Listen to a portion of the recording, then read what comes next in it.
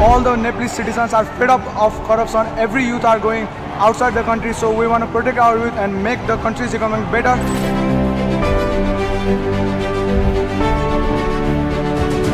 What has caused this widespread unrest and democratic crisis in Nepal, and why is the Gen Z frustrated with the ruling regime? Social media platforms that they were using, it was more like a crackdown on the entire digital structure or the digital lifeline of the Nepali population.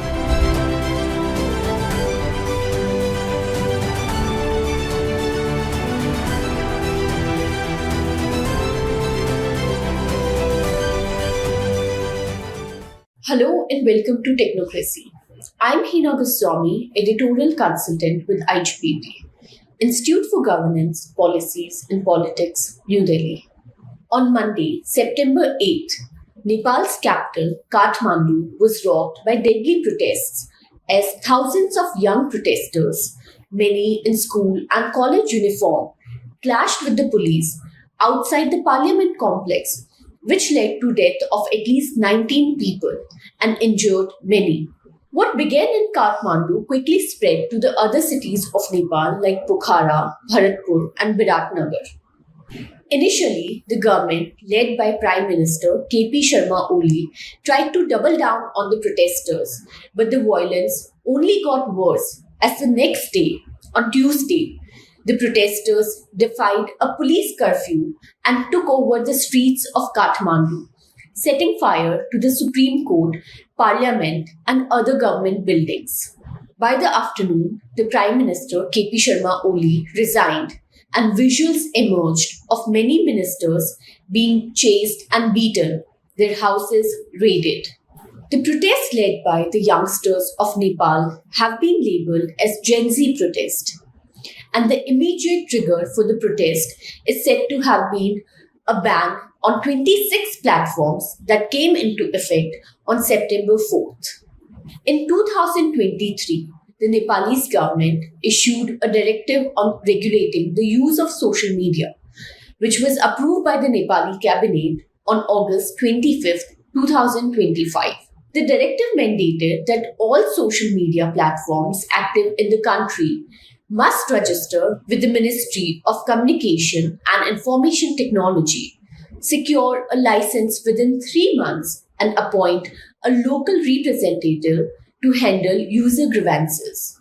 Following a 7-day ultimatum, the ban came into full effect on the midnight of September 4th. The abruptness of the action caused chaos for millions of users, as these platforms were not merely for leisure, but they were integral to the daily lives of people.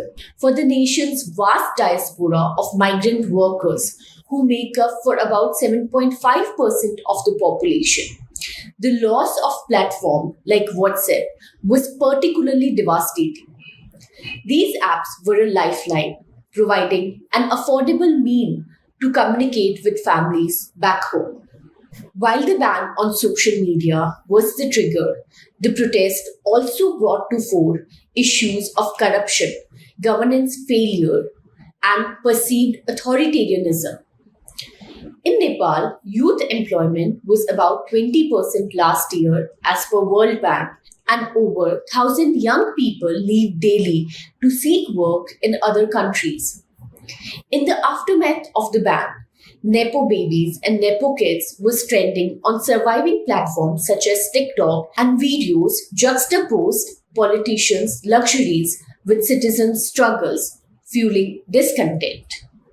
To better understand the crisis that has unfolded in Nepal, today we are joined by Mr. Kallol Bhattacherjee, a senior assistant editor with The Hindu, where he writes on India's foreign affairs and the South Asian neighborhood. He is the author of Nehru's First Recruits, The Diplomats Who Built Independent India's Foreign Policy, A Singular Spy, The Untold Story of Kumar Narayan, and The Great Game in Afghanistan, Rajiv Gandhi, General Jia, and the Unending War.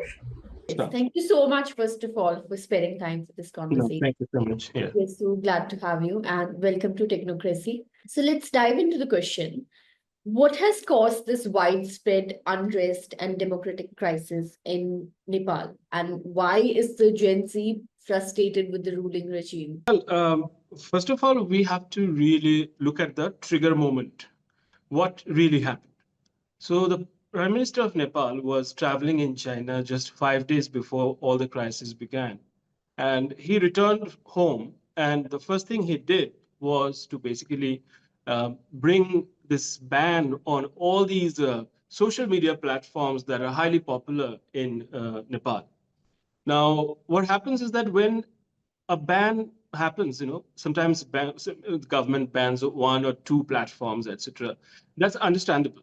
But what Prime Minister Oli did was basically ban the whole spectrum of social media platforms that are and were very popular in Nepal. And so we have to really look at it from the point of view of the protesters.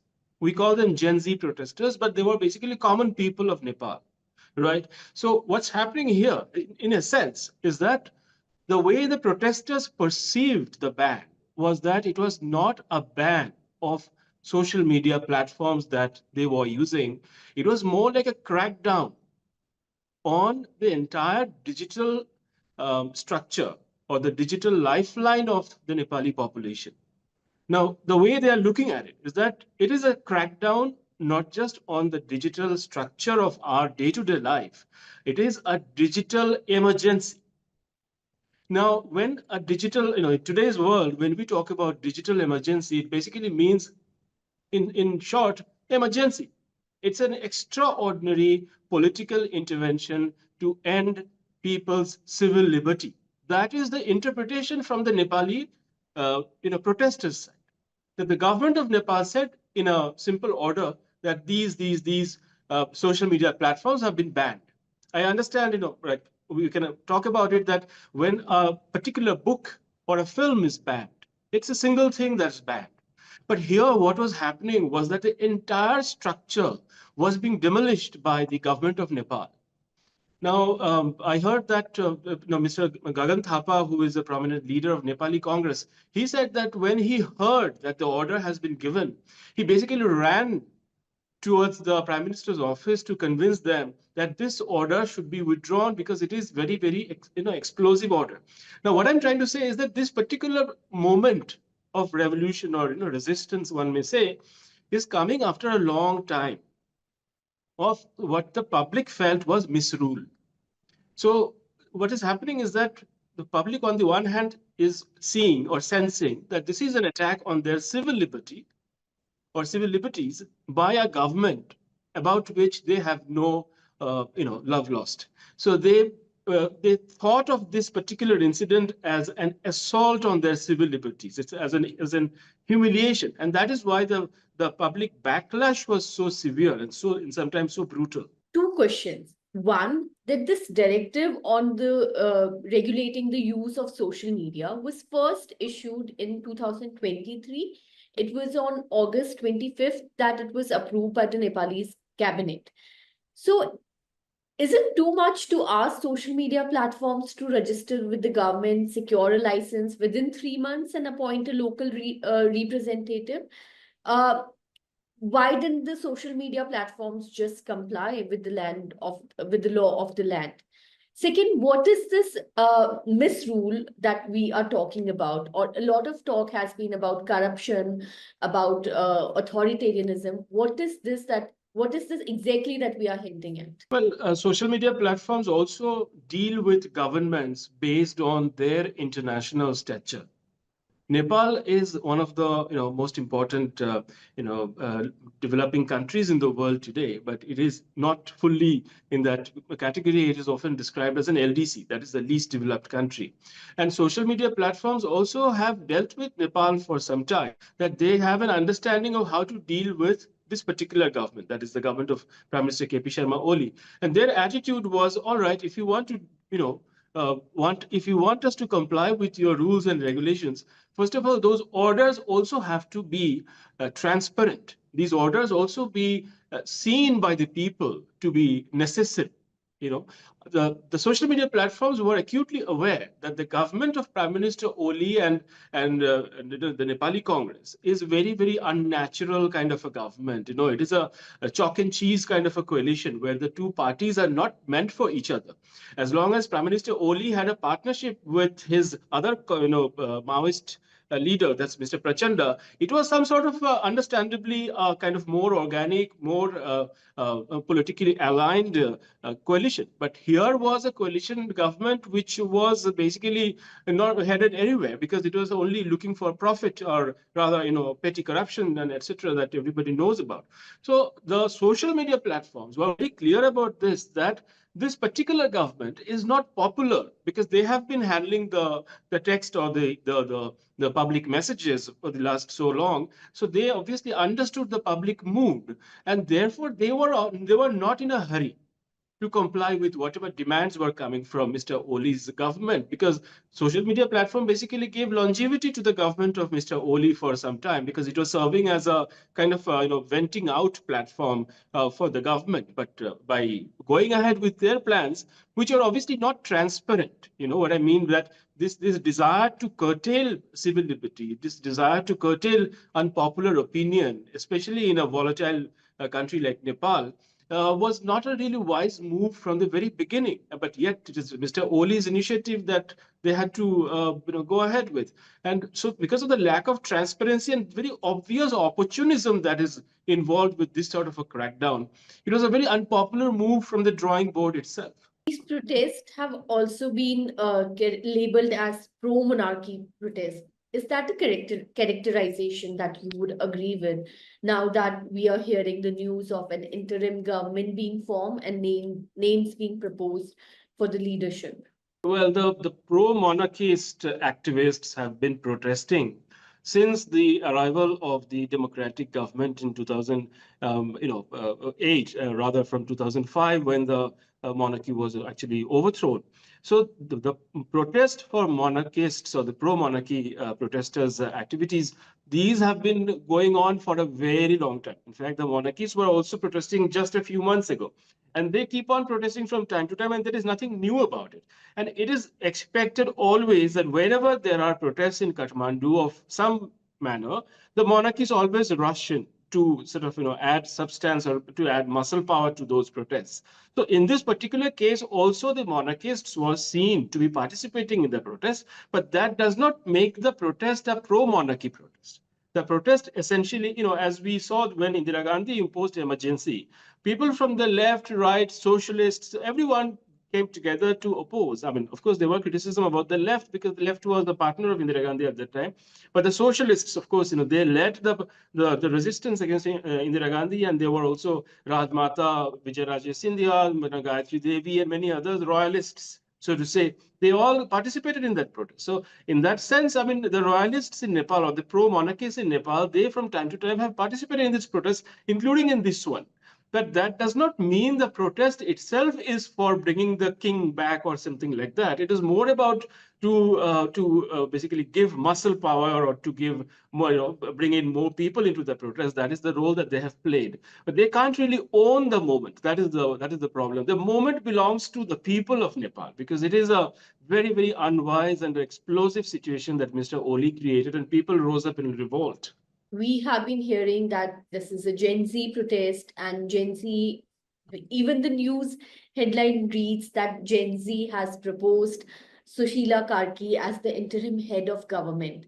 So who are these Gen Z leaders that we are talking about who are in control at the moment? It is, as I'm saying, that it's more like an organic protest. Organic in the sense it's an outburst. And whoever came with whatever they had in their hands or in their minds, they were part of the protest.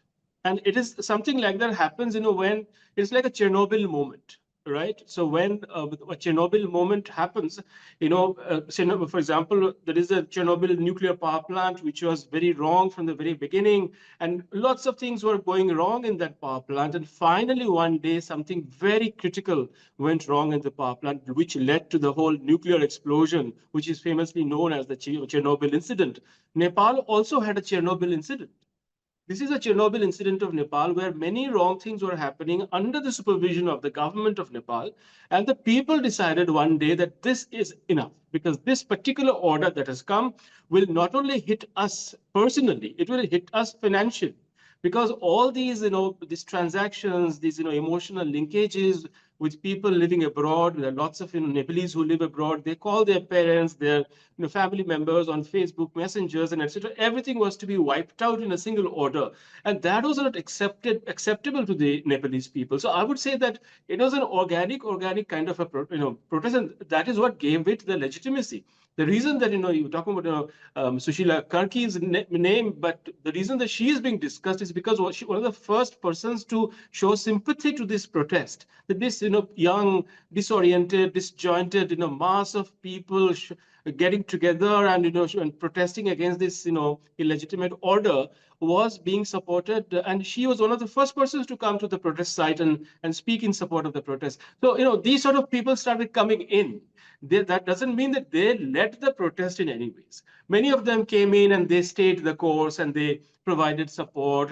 Some people brought food, some brought in medical supplies because people were getting hit by bullets or by lathi stick. So they were being nursed. So doctors were coming in. People were cleaning things. So it is more like an entire society coming out to support each other and to basically hold each other in this moment of crisis when they felt a grave sense of betrayal by the government of the day. I mean, it was grave betrayal in the sense that this Maoist or the democratic government is a constitutional government of Nepal, that the Nepalese have sacrificed so much. During the Maoist insurgency, 17,000 Nepalese were killed. And after all those sacrifices, finally, Nepal had a democratic government in 2008. So when a democratic government behaves like a king's government or a kind of dictator's government, it's a great betrayal. So I would say that people led the movement. Some leaders are coming out because now they have to find out leaders. So they are sitting down and they're discussing things in all their group meetings and Zoom meetings and etc. But then this is also formation of a leadership. I mean, that doesn't mean that they were actually led. It was like very, very organic, very spontaneous movement. Just a small follow-up question, and I'm sorry if it is repetitive, but is the role attributed to the NGO Hami Nepal and its leader and the mayor of Kathmandu, is that a little bit misplaced? No, society throws up all sorts of characters, and everybody has a role to play in a society. Hami Nepal was known as an NGO, and the mayor of Kathmandu has been quite popular in the recent past. And they have been, you see, the fact is that the government of Nepal was unpopular. So whoever was doing, and whatever interesting, was appealing to that vacuum that was being created by an unpopular government. So Hami Nepal and the mayor of Kathmandu, they are all in that way popular because they were seen for some time as alternative voices. Now, obviously, there can be insinuations or there can be suggestions that perhaps they were being supported by some people or the other. Inside the country or outside the country, I would say yes. I mean, they would be supported because they would also have some friends and networks or donors and etc. It is not unnatural for them to have their supporters. After all, they have played a role in their system even before this particular revolution or uprising took place. So I'm not surprised that they are here today because it is a kind of a post-anarchy situation now. In the last 3-4 days, what we saw was a complete meltdown of the system. But having said that, we should remember that Nepal has a very strong and very resilient state structure. And though a lot of buildings and documents and etc. have been damaged or burned, much of that foundation remains intact. There are people in charge. The president is there. And the army, most importantly, the Nepal army is very much there. So the structure will not fall apart and it will revert back to its original position if it can build some sort of a societal coalition to build some sort of a political consensus. Because also, most importantly, the political parties are not going anywhere.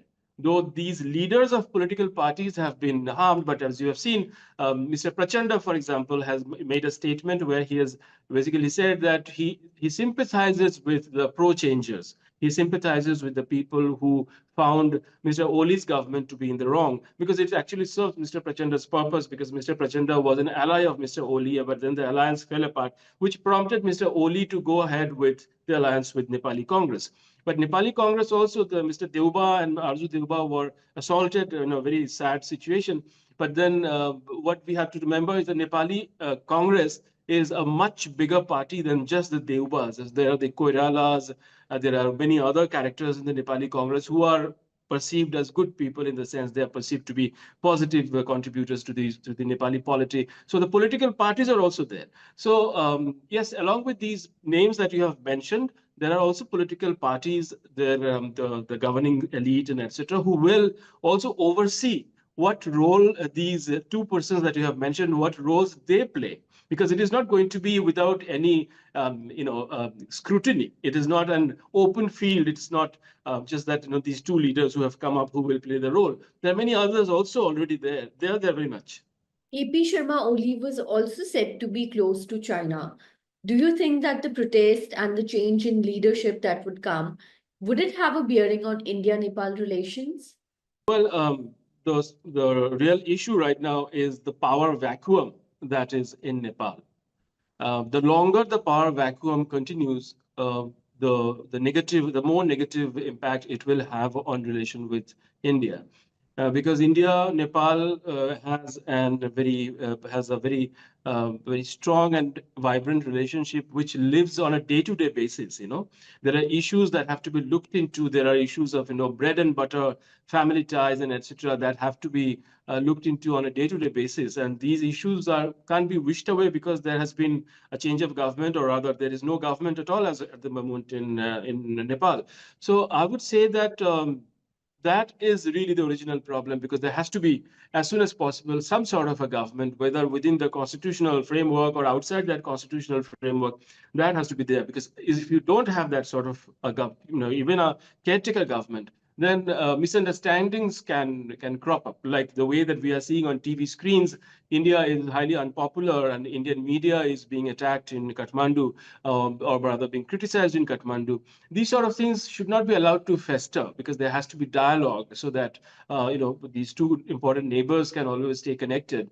The other thing you mentioned, that Mr. Oli was popular in very close to China. He was in China just a few days before this whole meltdown happened. And more significantly, this was his second visit to China in the last 1 year. He actually visited China in December 2024. And though there were plans for him to visit India, even before that, there was some sort of an exercise between the Nepal army and the Chinese military personnel in Kathmandu, nearby Kathmandu.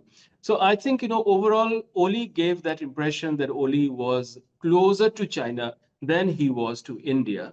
And it was, I would say, to my understanding, it was against the very grain or the very geography of Nepal. Because, Nepal, also by its very temperament, is not a China-like society, as the uprising has shown. That just like India, which has a history of colonial, anti-colonial struggle, Nepal also likes to be very, very freedom-loving. Always Nepalese will always tell us very proudly that they never were colonized. They were never, their king was never under the thumb of the British, and they were very tactful. They dealt with the British very carefully, and sometimes they supplied soldiers for the British forces. But Nepal itself was never under any foreign rule. So that tells us that Nepalese people love freedom. It is not like a totally communist society. Now, Mr. Oli's mistake was that he was turning Nepal into some sort of a North Korea kind of a society. And the Nepalese people came out and said they were okay with Maoist ideology as long as it was framed within the democratic arena. But if he was to take it to the dictatorial arena, or was to make it absolutely, top-down kind of an approach, then the Nepali people would not like that. And that is what they have conveyed, that, irrespective of him being close to any power, what is more important, the political model that he was going to impose. And that political model, I think, is very much like India, an inclusive society, because Nepalese also want their country to be very inclusive, and that is the struggle also that they are building on since 2015 constitution. That constitution itself was in trouble because of the allegations that it was not sufficiently inclusive.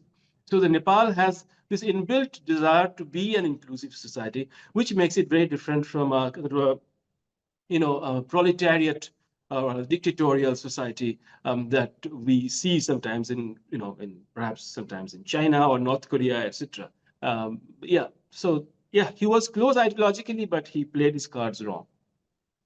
I think Nepal is also the first South Asian country to legalize gay marriage, as far if I'm not wrong. But thank you so much for joining us, and thank you for this very enlightening and Thank you so engaging much. conversation. If you enjoyed watching this episode of Technocracy, please like, share, and subscribe to our channel. For more AI related conversation, you can also watch IGPP Expert Talks AI Special Series.